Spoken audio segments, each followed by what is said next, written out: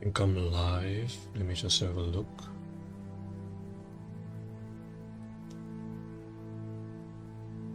Yes, I am. Alrighty. So I'm gonna dive into the first article that we've missed out since Friday. So without further ado, let's begin. Let me just turn this down. Alright. So China's premier chip maker SMIC faces chip yield woes as equipment maintenance and validation efforts stall.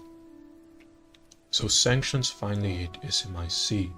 So I don't know if these sanctions are from Taiwan or a different country that provides them with either equipment or with stock. I'm not exactly sure, but hopefully the article goes over what the sanctions are and who's imposing them. So following multiple rounds of restrictions imposed on semiconductor production equipment sales in China, so it is equipment, the country's foundry champion Semiconductor Manufacturing International Corporation, or SMIC, is finally feeling the effects. This week the company reported output disruptions caused by equipment maintenance and new equipment validation, which will reduce its revenues for the second quarter by up to 6%. That's huge, according to DigiTimes. 6% is a huge reduction in your overall revenue, because while your revenue is going down, it doesn't mean your running costs are going down either. Your running costs might stay the same or even increase depending on what's happening during that period of time. And because there's maintenance involved and validation, they're probably paying for that to happen, so there's probably extra expenditure for the equipment validation and maintenance. SMIC ran into yield and output related issues recently. An unexpected incident during scheduled annual maintenance disrupted production lines and compromised process accuracy. This led to a drop in yield rates. On top of that, the validation of newly installed equipment uncovered performance issues that needed correction, causing additional yield fluctuations. These issues lasted for more than a year during the first quarter and are expected to affect output in the second quarter. SMIC co-CEO explicitly said average selling prices, or ASPs, were stable, confirming that revenue shortfall was not pricing related. It was from lower sellable output due to yield loss. So if it's not pricing related, then it's probably just the running cost itself. All chip makers perform annual maintenance. However, the US government prohibits American makers of wafer fabrication equipment, or WFE, from servicing their advanced tools in China. While SMIC engineers can perform some scheduled maintenance, they are not formally qualified, so unfortunate incidents may occur. And that is the issue when sanctions like that are applied to your country, because it would mean that, because usually companies that own equipment tend to do maintenance in-house, but they do have some scheduled maintenance manuals, but they don't have all of them, obviously. Now the problem lies with when you impose sanctions on a different country, but you still have your equipment over there, so that country, for one, doesn't get maintenance from you, but two, they themselves might not know how to do maintenance correctly, and this becomes a problem, especially during maintenance for convoluted designs for equipment, because that would mean that they are not designed in the traditional sense that that piece of equipment would be designed. So things could break, or maintenance would just be overall slower, and it can lead to part of a day, if not an entire day, of downtime due to the maintenance being so tedious,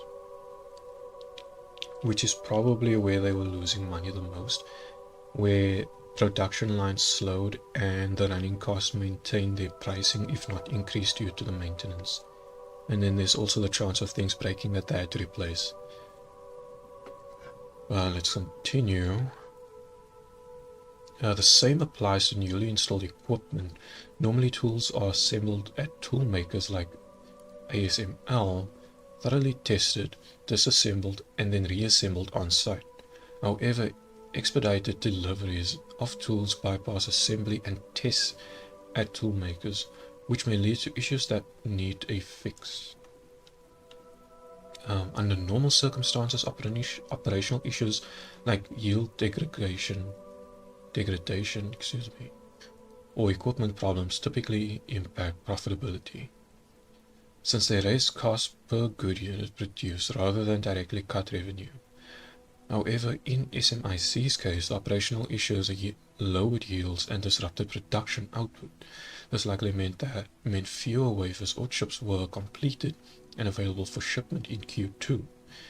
So revenue dropped due to reduced volume, even though pricing remained stable. So while the root cause is operational, the effect cascades into profitability and revenue. So I was correct when it came to the running costs remaining the same, if not slightly increasing. Apparently, the installation issues were so severe that SMIC had to divert between $30 million and $75 million from its R&D budget to debug the new tools. SMIC usually devotes 8 to 10% of its revenue to R&D, which in the case of the company's Q1 earnings means between $180 million and $225 million. However, since resources were temporarily shifted to setting up the fine-tuning new tools, the company R&D expenses in the first quarter totaled $150 million. As for its capital expenditures, SMIC expects to allocate $7.5 billion to building new production capacity this year. SMIC generated $2.247 billion in revenue in the first quarter of 2025, up to 1.8% quarter over quarter from $2.207 billion. Sales from wafers made up 95.2% the total and climbed nearly 5% Q-on-Q, driven by an 18% increase in 200mm wafer sales and a 2% uptick in 300mm wafer sales. Factory utilization reached 89.6%, a 4.1% increase from the prior quarter. Usage levels at 300mm sites remain strong, while 200mm sites match the utilization seen at the larger facilities. These gains help counterbalance the effects of softer unit pricing and higher depreciation expenses and margins. Now, the co-CEO noted that SMIC evaluated tariff risks through internal reviews and close coordination with domestic and overseas partners. The estimated revenue impact was minor, which is expected to be under 1%. He stressed that ongoing dialogue with partners has helped the companies stay ready for any trade-related disruptions. It was pretty much expected that the sanctions against China would eventually start biting them.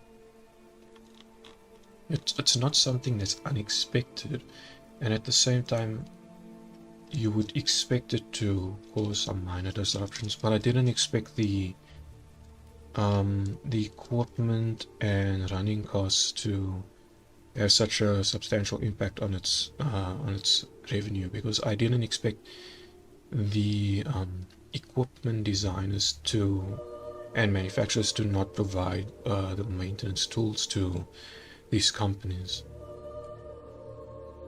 Let's see what I'm gonna put in. Let's put in that.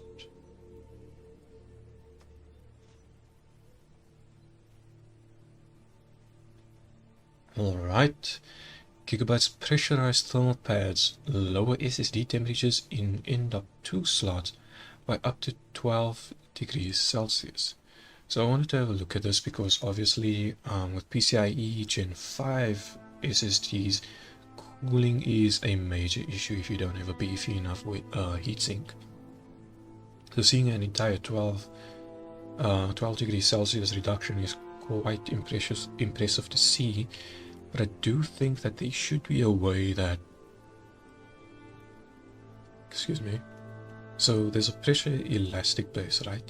And this is probably part of the motherboard itself, but I think that the heatsinks themselves can have a tightening mechanism, or the clip-on feature can have a tighter fit than what it already has. I think that would have been a much better approach than this, because this looked like it's installed on the motherboard. Gigabyte has added pressurized thermal pads to M.2 slots for SSDs on its latest Order Stealth ICE motherboards to maximize heat dissipation of high-end SSDs. The motherboard maker claims that its pressurized thermal pad may reduce SSD temperature by 12 degrees Celsius, though it admits that the effect depends on multiple factors.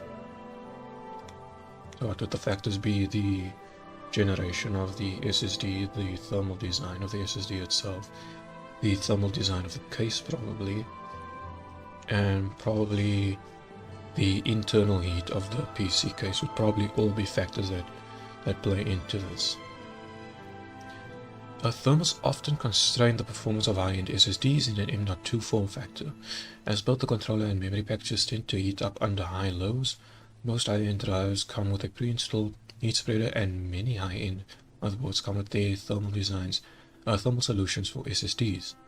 However, these thermal solutions are mainly designed to cool down the controller and the upper side of the drives, whereas backplates are tailored for single-sided or double-sided drives. Apparently, Gigabyte has found a flexible solution, literally. Gigabyte's EasyFlex solution, introduced on its B850 or Stealth ICE motherboard, addresses these shortcomings by combining pressurized thermal pads with a spring-loaded flexible backplate.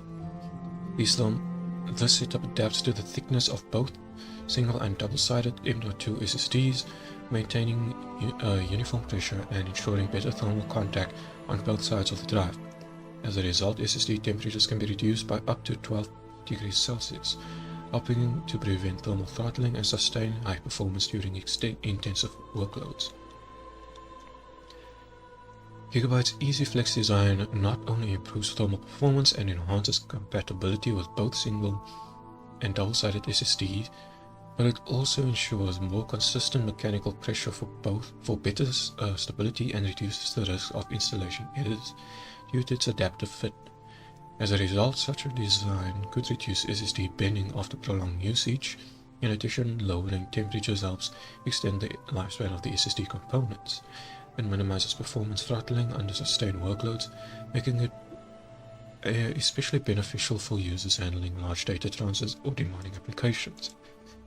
Now, I can see this having a place with Gen 5 M.2 SSDs.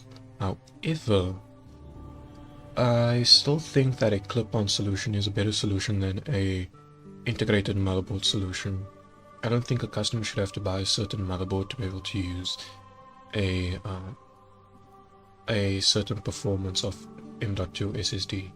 I think that there should be a heatsink with a double-sided heatsink with a clip-on feature that has uniform pressure along the entire SSD. Now, obviously, with a clip-on feature, it won't be able to have the adaptability of the spring-loaded feature. However, there can always be two versions. There can be the double-sided version and the single-sided version, so a V1, V2 in an SSD cooler. Now, that said, I don't think that's going to happen for a while. Probably once we reach SSDs of the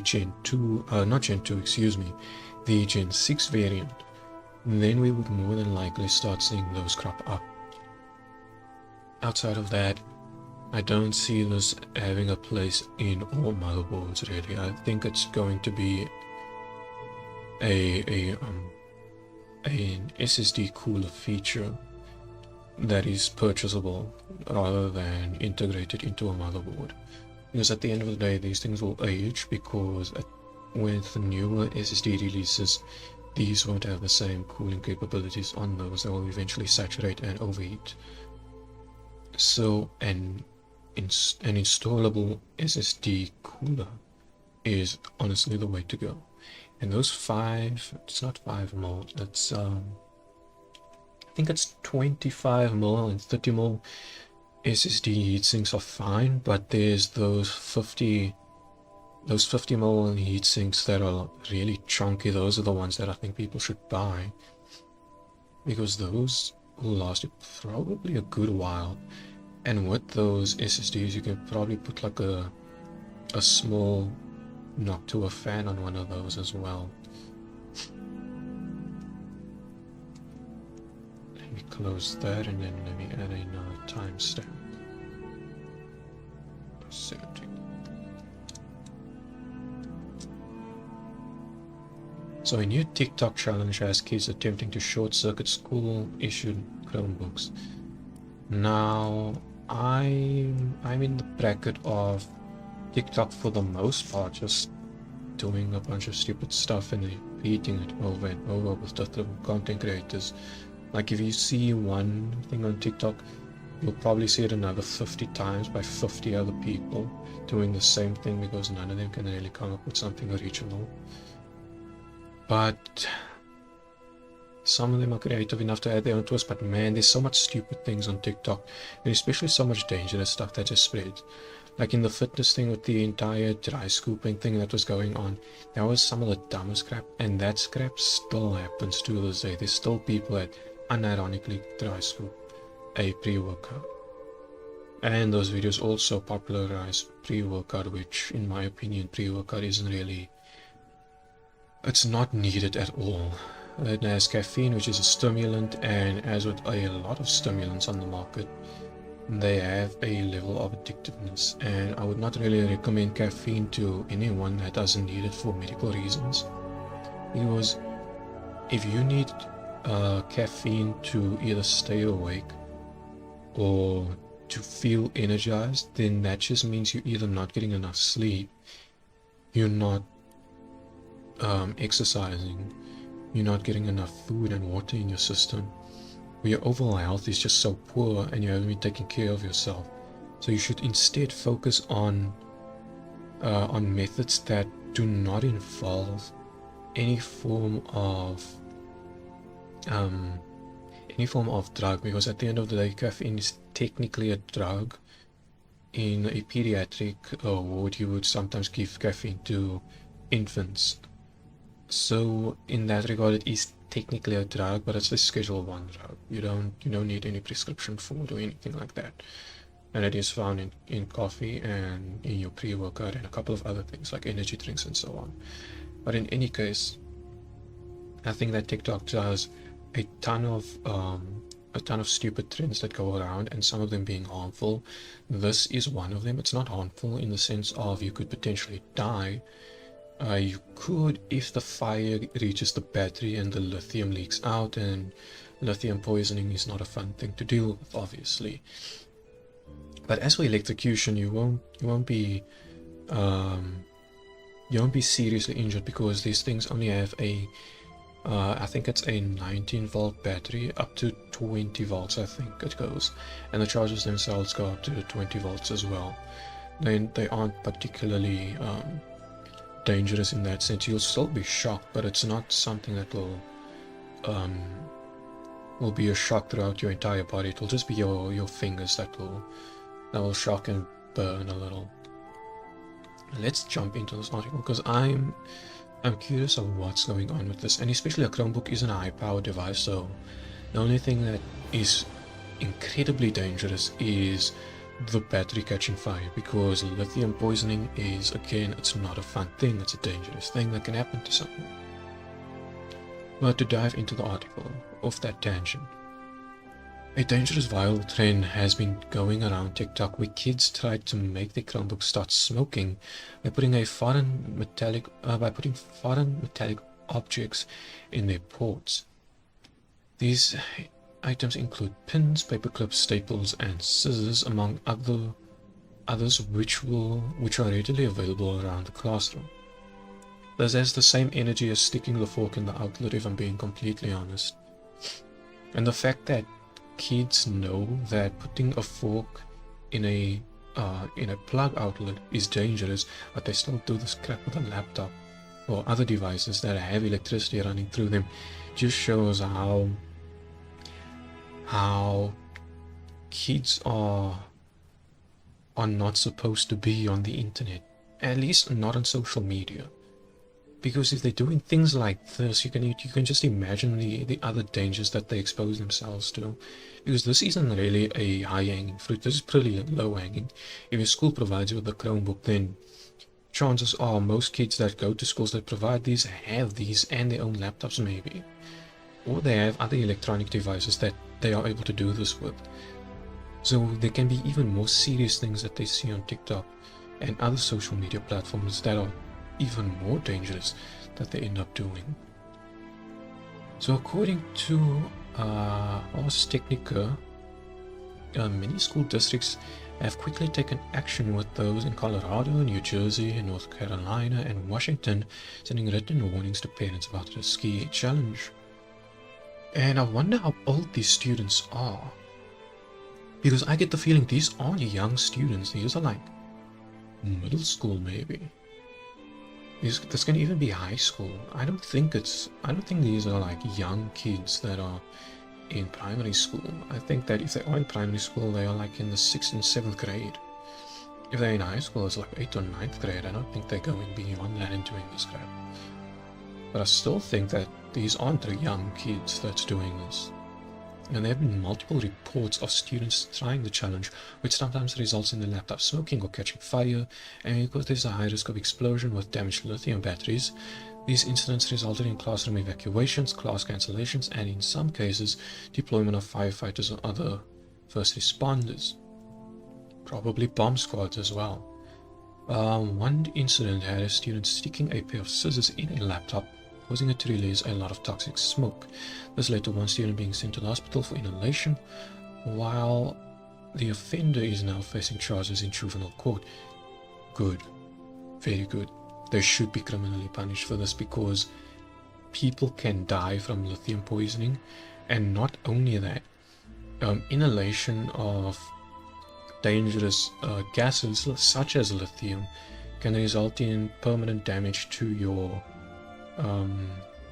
lungs, and scarring in those lungs, which not only reduce the amount of oxygen that your body can absorb, but depending on the damage and the permanency of said damage, it can result in a reduced lifespan. So this should be a legally punishable offense that takes place in a school, because this is incredibly dangerous. This can ruin many lives, it can ruin your own life, but also those around you. And those can also be kids that weren't even interested in this, or it can even be a kid that was trying to stop you from doing it, and then you still go in and do that. So this should result in juvenile court proceedings.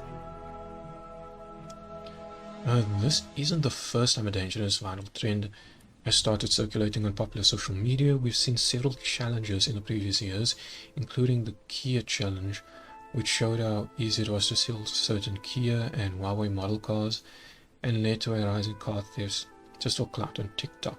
This is very true, and those cars were selling for like, I think those kids sold those cars for like $500 or something. Like, they were selling them for dirt cheap.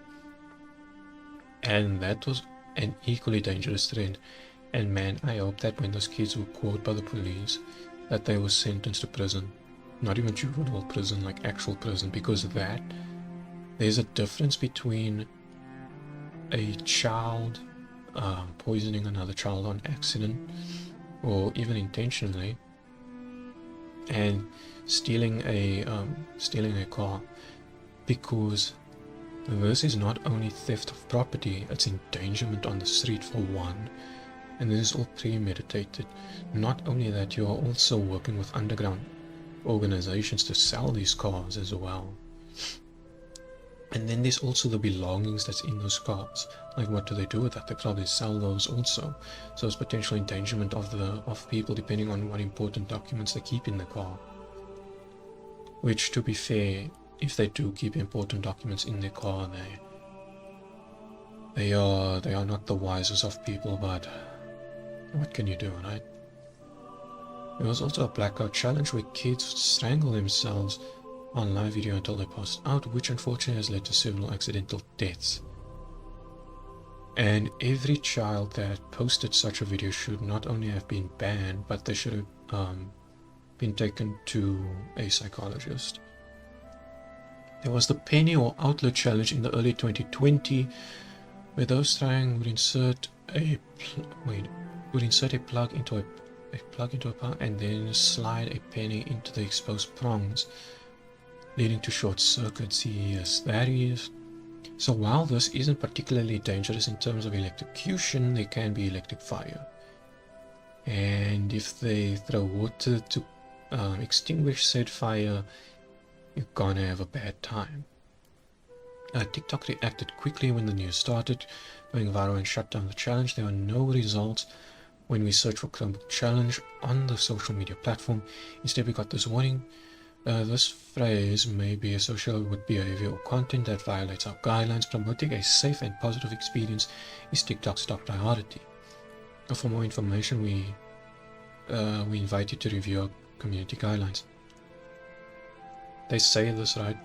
But man, it is crazy to it is crazy how many people you see with like OnlyFans pages and fancy pages and such that are on TikTok, and they're posting stuff, and usually the content they post is just like a funnel towards those platforms anyway.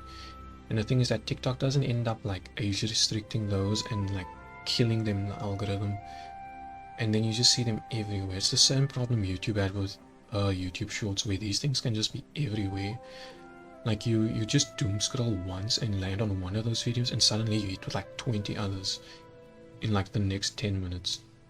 And it's insane that these platforms can't do anything about it when they have kids on there. Now YouTube technically has YouTube Kids, so your kids shouldn't even be on YouTube unless you are completely fine with them being exposed to that content. We did get some results when we searched Chromebook durability, which showed some people purposefully throwing their laptops against hard surfaces or bending them to see how long they would last. We even saw one clip of a person scratching the laptop's port with a metal pin, but none showed a Chromebook smoking or catching fire. All in all, this is a stupid trend, and any child that does this in a public setting or even at home and ends up harming someone should be criminally charged. Because even if it's an accident, people are still hurt. If things like lithium inhalation happens, people could either die or their lifespan can be reduced, and their quality of life and their overall physical health can be permanently damaged as a result of that. So if that's something that happens, they should be criminally charged. The only way something like this can ever stop is if some people are made an example of. And the scariest way, which while unethical, the scariest way to implement that would just be to randomly do it. Like you would sentence some of them to prison, but then others you don't sentence, and then the randomness of it just installs the fear of not doing something harmful like that as part of a trend. I'm not going to dive too deep into that. That's just a huge rabbit hole.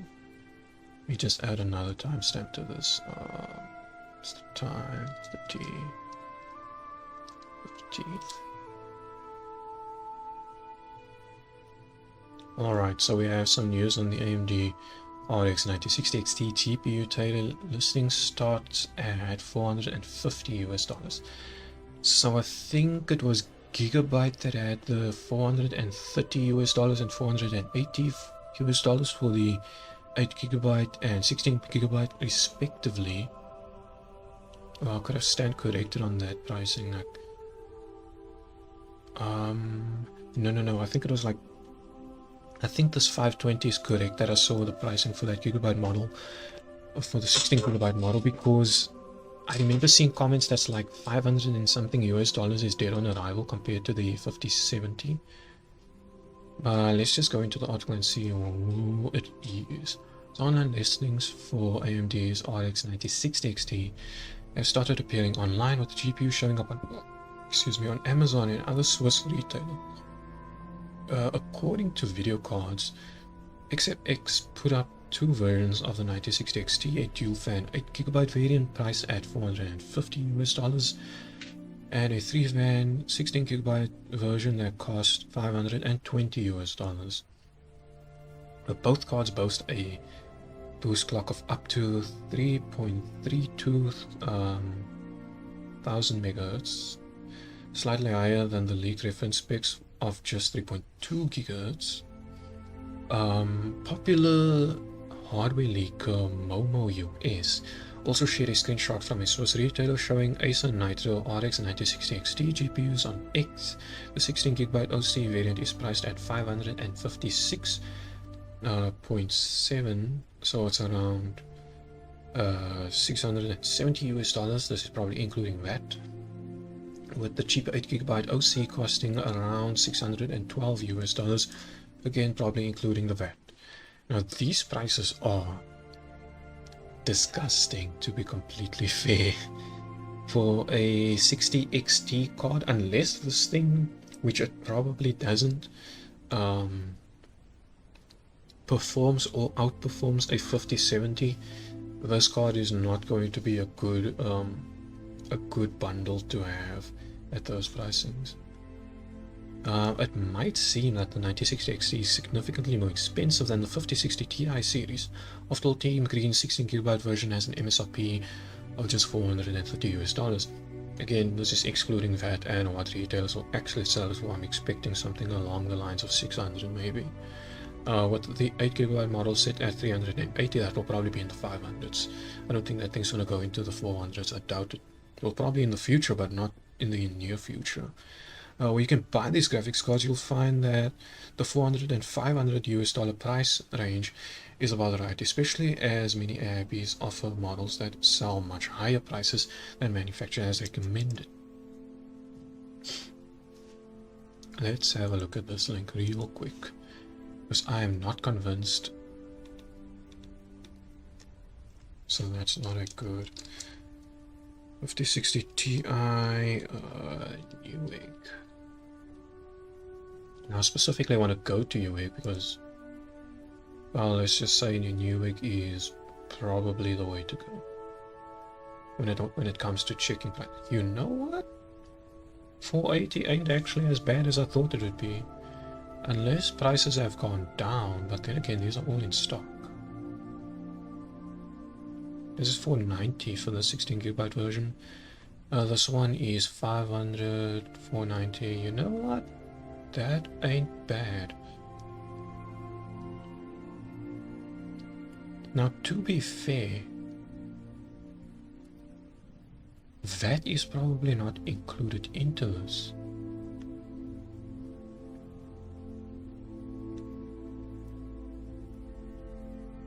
Because VAT will probably be the real killer. This will probably push the 5060 Ti 8GB in nearing the $500 range. And then the 5060 Ti 16GB will likely go into the 500s. Depending on your country, it might even push into the 600, closer to 600. And that's actually, it's not as bad as I thought it would be, if I'm being completely honest, but man, to be more expensive including VAT though. Okay, now to be fair, Amazon does not include VAT in its price listing. It's in the checkout, but even then, this is pretty odd to see those cars listed at those prices. Furthermore, but to be fair, there's also the fact that, before I move on, there is the fact that AMD was offering rebates for the MSRP 9070 series. So there's a chance that these cards aren't getting rebates at all, so MSRP is going to be as mythical as the 9070 series was. Let's continue. Furthermore, these could also be just placeholder pricing. After all, AMD has yet to officially launch these cards. We do not have a whiff of the GPU's MSRP. Still, we hope that the 9060 XT family will be competitively priced, and that there will be many options at MSRP during the launch, which is expected to be the 18th of May.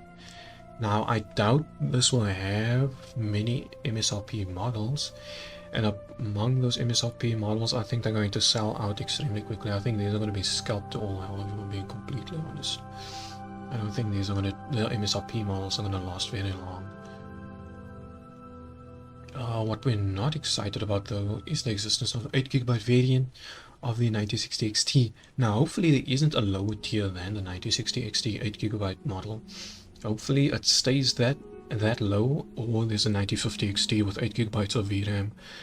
If they get a 9060 non-XT and it has less than 12GB of variant, that card is officially dead on arrival, and AMD shows its hands of being a greedy company, as well as a lazy company, because they can just cut down the 9070 GRE and maintain the memory bus.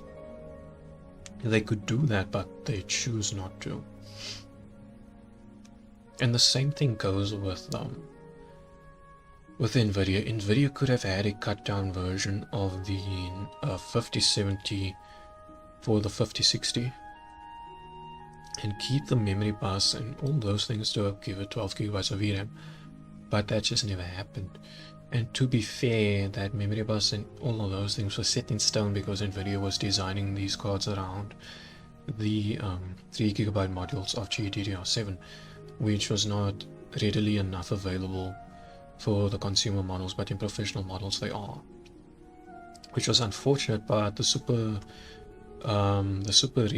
refresh would correct that, which I would probably wait for.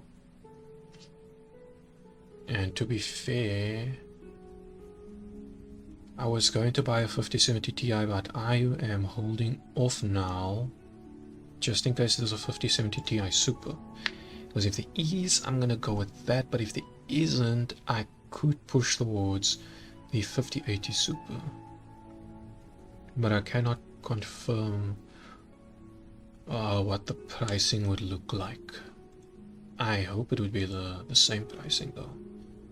But moving on, many experts say that 8GB of VRAM is no longer viable for model AAA games, with Grok AI saying it is bringing a butter knife to a gunfight. We've even seen this with the 5060 Ti 8GB, which loses up to 10% of performance when plugged into a PCIe 4.0 slot. Now that is specifically because it has to go to the system RAM, and that's a bandwidth bottleneck of the PCIe lanes themselves. If this card was a 16x card and not an 8x card, then it wouldn't have that issue. We do not know how the 9060 XT 8GB will perform yet, and as AMD has not released information about the 9060 XT family yet. However, we do hope that reviewers can publish their findings on GPU release date, allowing us consumers to determine whether these GPUs are worth the asking price. Now, everything that's been going on in the PC landscape is pointing towards that AMD has the reviewers armed and ready for a review, unlike NVIDIA, which does not have any drivers released for the reviewers to do the testing. None such news has reached the AMD side of things, but NVIDIA has had that come up. Right now, a new timestamp.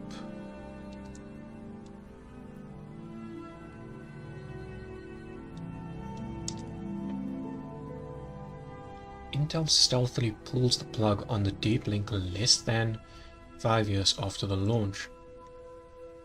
So, Deep Link hypercode. So I haven't gone into this ever before, so I don't actually know what hyperlink is, but considering the picture, it's about the encoder. So this would either be video editing or streaming, probably. And I wonder if this is something to do with their QuickSync feature.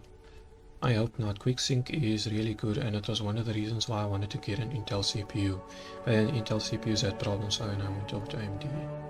AMD mini PC, man. I really would have gone with Intel if they didn't have those issues, but man, I don't regret the mini PC. I just hope I can repair that thing soon, as I miss it. Intel has discontinued support for its Deep Link suite of technologies, as confirmed by a representative on GitHub via ex-user Hayes. After Intel quietly stopped promoting the feature in newer products such as Battlemage, it has now confirmed that active development of Deep Link has ceased. While still might be available, while you might still be able to use Deep Link, Intel has clarified that there will be no future updates or official support from the customer service channels. Deep Link was introduced in late 2020, which allowed you to harness the combined power of your Intel CPU and ARC GPU to improve streaming, acceleration, and overall efficiency. To utilize Deep Link, you needed an 11th, 12th, or 13th generation CPU with dedicated ARC Alchemist GPU. The suite offered 4 key utilities: dynamic power share, stream assist, hyperencode, and hypercompute. Dynamic power share optimizes performance and power by intelligently shifting power resources between the CPU and GPU. Stream assist improves streaming by offloading the task switch from the dedicated GPU to the integrated GPU. Hyperencode accelerated video encoding using multiple Intel processors. Lastly, hypercompute leveraged the Intel CPU and GPU to accelerate AI workloads in OpenVINO. These features boosted performance in apps like OBS, DaVinci Resolve, and Handbrake. The user originated the thread at GitHub could not get Stream Assist up and running with OBS using the ARC B580 paired with a Core Ultra 7 265K. Following a month-long wait, a representative relayed that Intel discontinued software development. As it turns out that even Alchemist users had a hard time getting these features working on Handbrake and OBS. It's possible that Intel considered Deep Link a niche feature and deemed the ongoing effort and investment not worthwhile, especially not at the moment with their money woes. Besides, most of these features require per-vendor validation. Development was likely dropped a while back, as Meteor Lake, an architecture that dates to late 2023, is also not among the supported CPUs.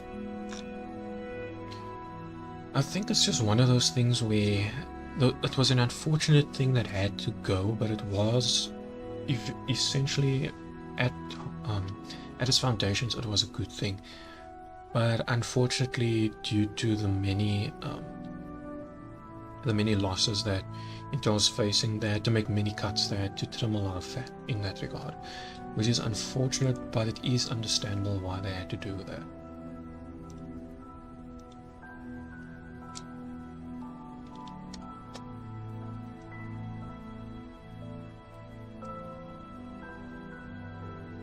Alright.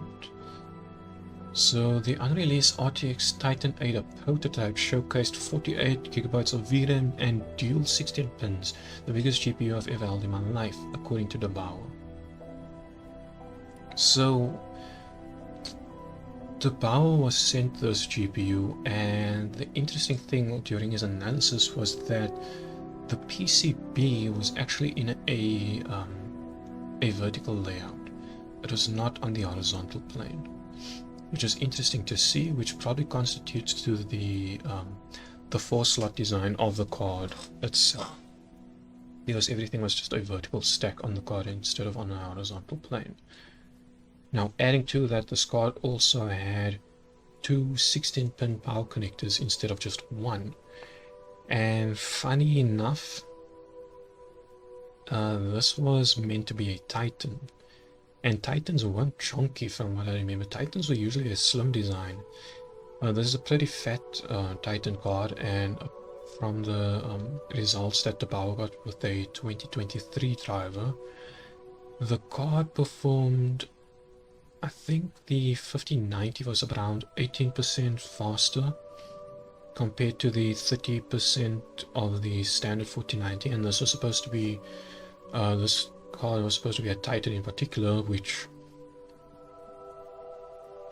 excuse me, which solidifies my conclusion that I made several times that the 4090 is a Titan card. Because if they cancel this card and still release the 4090, it would mean that the 4090 replaced the Titan as the Titan because they didn't see it as. Probably in terms of the size and design, they didn't see it as a feasible card to sell. Okay, here we go. This is the power, and apparently this thing was more efficient than the RTX 4090. And it only highlighted just how inefficient Blackwell is compared to Ada Lovelace. But then again, Blackwell is more of an Ada Lovelace plus. Let's have a look.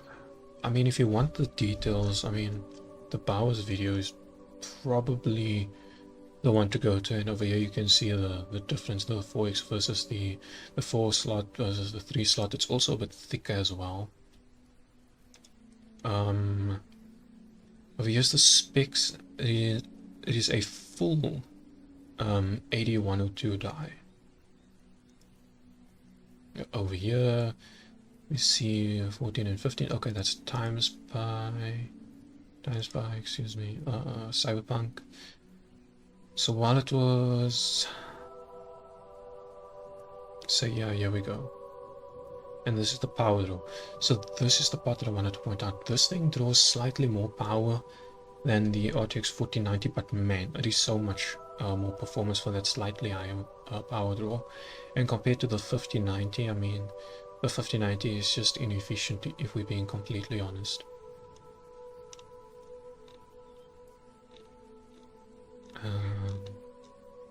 That's all to say about that, but I don't actually have a lot to say about this card, man. Like, if you want to have a look at the video, you can have a look at the Bowers video.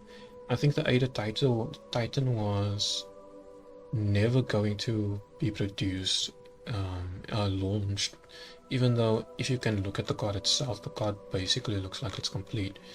And I think one of the reasons was the marketing behind the 16-pin 12-volt high power connector.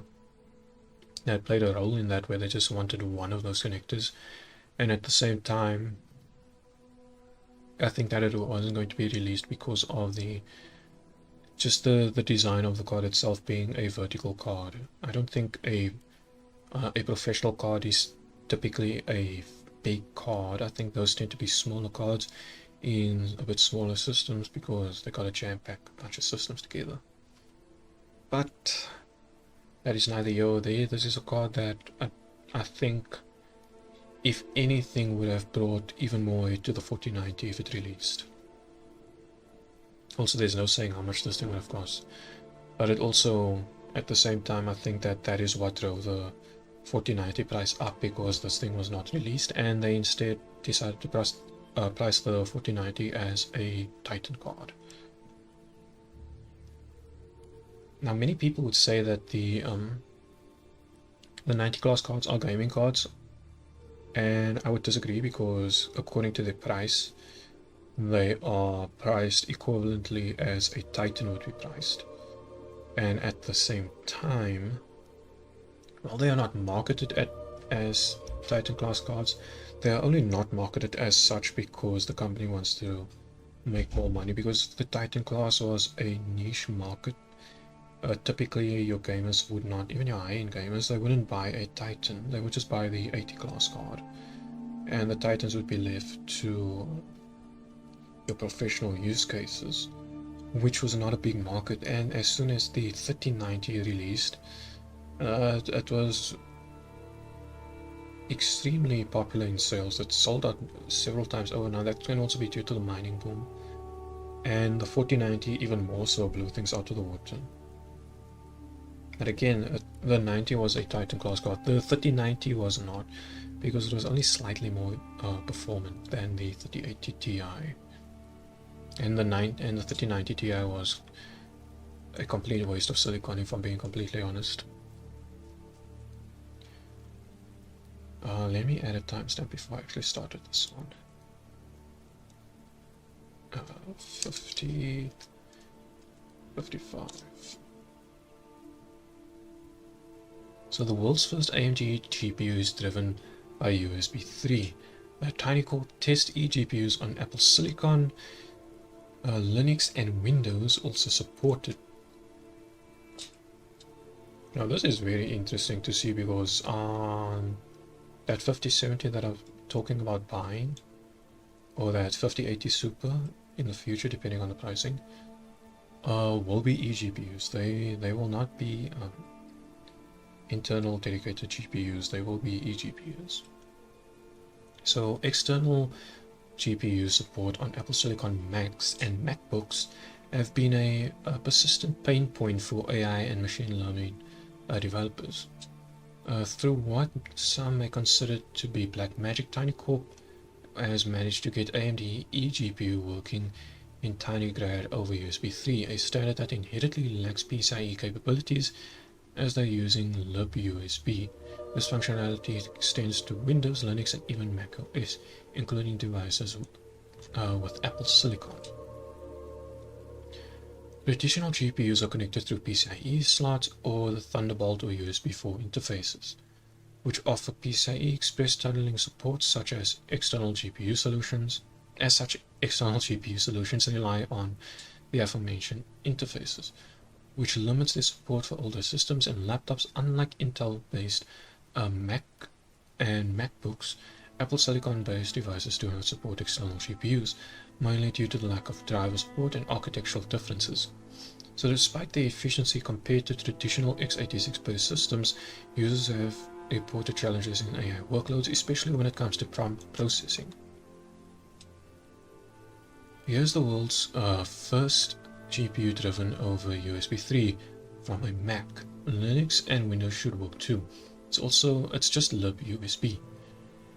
Available today in TinyGrad Master using a ADUT3G to connect the GPU to your USB port. You have no idea the level of engineering that went into this. Is there a way to open this? And there's not. Requirements for running an eGPU through a USB 3 interface at this time include the use of an ASM2464 PD based adapter and an AMD GPU, and for its test, TinyGrad used ADT-UT3G adapter, which uses the same ASM2464 PD chip, but out of the box it only works with Thunderbolt 3, Thunderbolt 4 or USB 4 interfaces.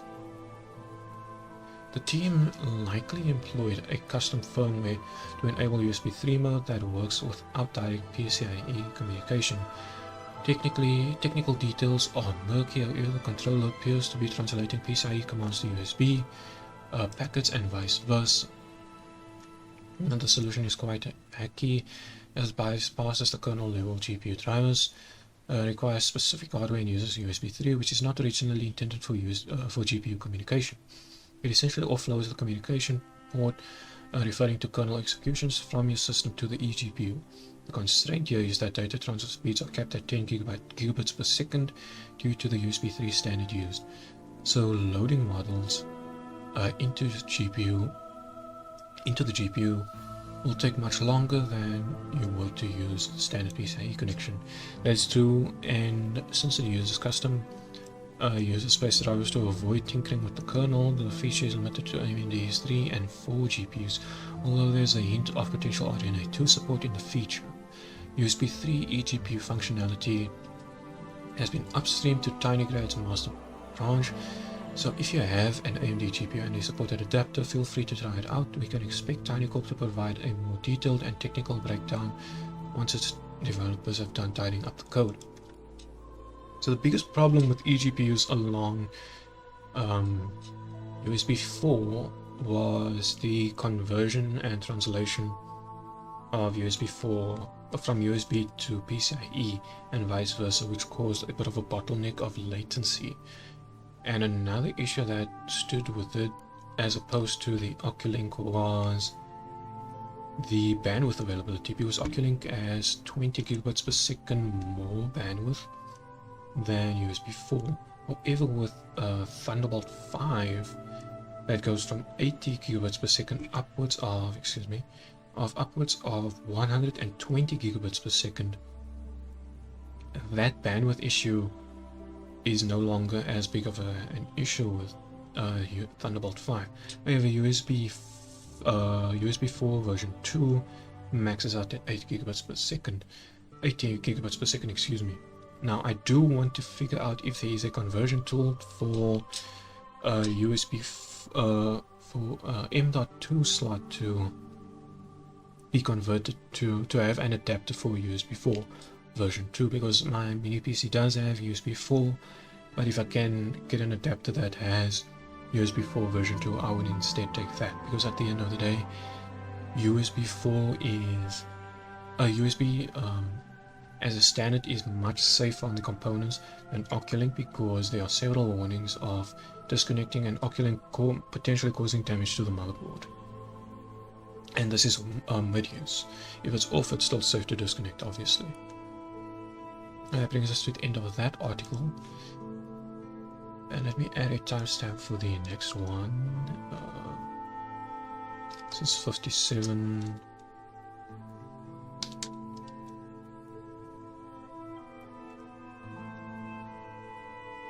Alright. So AMD Ryzen AI MAX plus Strix Halo processors are now available for standalone purchase in China. So this is something that I want to check out. This is the main title article. I had a quick run through, and this is not on a desktop platform, unfortunately. This is completely mobile chips. These are literally just the mobile CPUs that are on sale. So I think this would be cool for mini PC companies and companies like, what is the name of it? Like Framework, to design another small form factor mini ITX system where they have these GPUs in them. Not GPUs, these CPUs, APUs in them. Excuse me. So if you can't afford a full PC equipped with Ryzen AI MAX, there's another way around to get a processor. Of course, it's not useful without a compatible platform, as these aren't desktop CPUs, but laptop grade BGA packages meant to be installed directly on a motherboard. Still, someone might want one as an expensive keychain. I mean, in any case, these are being sold in China, and these are the Strix Halo products. And as you can see, these are just the laptop APUs. Now, at the end of the day, this can make way for much cheaper Strix Halo mini PCs in the future, because at the moment, the Strix Halo PCs, laptops that we have are incredibly expensive, to say the least. Part of it can be the monitor, but on a motherboard level they are quite expensive, because some people are saying it's the RAM and other things that get included into it. And to that I say, if RAM is an issue, why is an LPDDR5X and LPDDR5 laptop more expensive than the SDRAM variant? I mean, why is it less expensive in most cases, excuse me? Because at the end of the day, LPDDR5, while faster than SDRAM, it's still more power efficient than GDDR6, and it is definitely cheaper than that. And at the end of the day, CAM2 memory uses LPDDR5, and the only reason why CAM2 memory is more expensive is because of the niche that it finds itself in.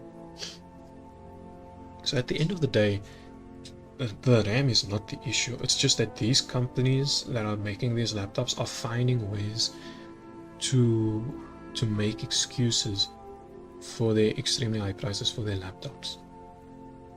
And it's completely disgusting. I hope that more companies end up buying these and make mini PCs from them, because I want the mini PC space to grow more, and I cannot wait for Medusa Halo to have a mini PC eventually, because that'll be my go-to purchase for a new system, if I'm being completely honest.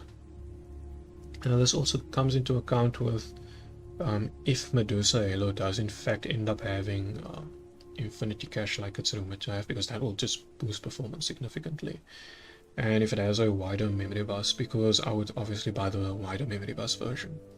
Because at the end of the day, these APUs are just bandwidth, they are bandwidth constrained, if anything. It's not really a compute unit problem that they have. Let me move on to the next one. Let me just add a timestamp for this one.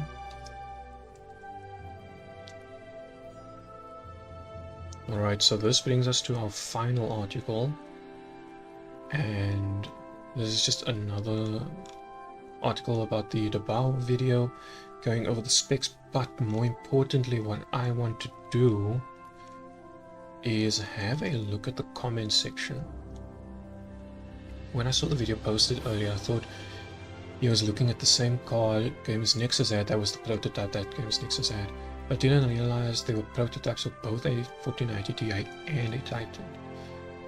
Yeah, he also when he specifically mentioned that it was not the one that Steve had from Gamers Nexus, I was very surprised, because I thought that it would be the same thing, because the layout was exactly the same with the vertical PCB, but it wasn't. Features two 16-pin power connectors. Unlike the 4090 Ti prototype, the strongly suggested was designed to consume more than 600 watts, except it did not in the actual testing. Probably shows that the engineers thought was a must in this power range, but before someone decided to save a few cents on the most expensive consumer card ever. Was the Titan a consumer card? I thought they were made for business. They were.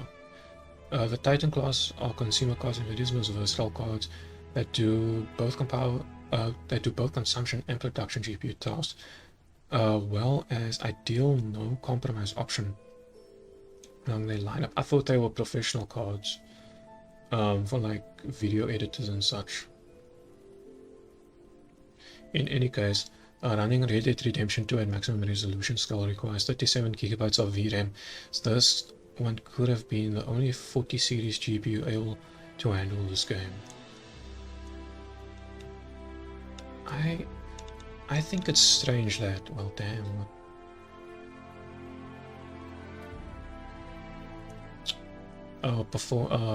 Performance per watt. Yes, like I went over in that article, the Titan Ada is extremely efficient compared to these two. FYI, 5080 is better with OC, but stock power limit. That's interesting that his 5080 Ti can reach 4090 performance at the same. Oh no. Oh no, he's talking about efficiency, it's more efficient. I don't know, but yeah, that 16 GB of VRAM is going to be an issue on the 5080. It's similar to how the 8 GB of the 3070 Ti is now an issue. It's going to be the major aging point of the 5080 non-super, which I am excited for the super release of these Blackwell GPUs. But that does bring us to the end. I just wanted to have a quick scroll at the video cards article, but yeah, that brings us to the end of this one. I probably won't have another stream today. I'll probably cut it off here, but tomorrow there should be more than enough articles of today that I'll be able to have a look at. But yeah, that's everything for today. I hope you guys enjoyed, and I'll catch you tomorrow at 9 AM standard South African time. So that's GMT +2. That I'll be seeing you guys in the